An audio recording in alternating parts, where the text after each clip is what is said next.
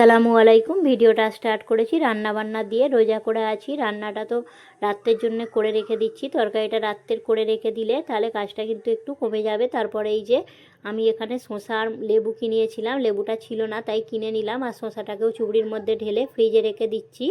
তারপর একটা ছোলার ডালের স্যালাড বানাবো, তাই ছোলার ডালটাকে ধুয়ে আগে থেকে ভিজিয়ে রেখে দিচ্ছি। অল্প করে একটু কিমা রান্না করছি, রাত্রে একবারই তো খাবো, ভোরে অন্য কিছু খাবো। আমি আর আতিফ দুজনেই যেহেতু রোজা করে আছি, তরকারিটা আমাদের দুজনের এতেই হয়ে যাবে।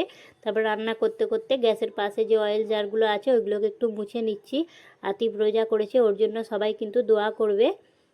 গত বছরেও একটা রোজা করেছিল, আর এই আজ ফার্স্ট রোজাটাও করলো। আর তারপর এই যে অয়েল জারগুলো মোছার পর বাসন ধুয়ে নেবো। দেখছি বাসন মাজার লিকুইডটা শেষ হয়ে গিয়েছে, আতিফকে দিয়ে একটা সাবান আনিয়ে নিয়েছি, এটা দিয়েই বাসনটা ধোবো। আর কতিলা ছিল না, ওটাকেও কিনিয়ে নিয়েছি। বাসনগুলো ধুয়ে নিচ্ছি। তারপরে রান্না তো প্রায় হয়েই এসছে, গোসল করে নামাজ টামাজ পড়বো। আমার ভিডিও তোমাদের কেমন লাগে কমেন্ট করে অবশ্যই জানাবে, আর ভিডিওতে প্লিজ একটা লাইক করবে, চ্যানেলটা সাবস্ক্রাইব করবে যদি তোমরা নতুন হও। দেখা হবে নেক্সট কোনো ভিডিওতে, ততক্ষণ পর্যন্ত সবাই ভালো থাকবে। আল্লাহ হাফেজ।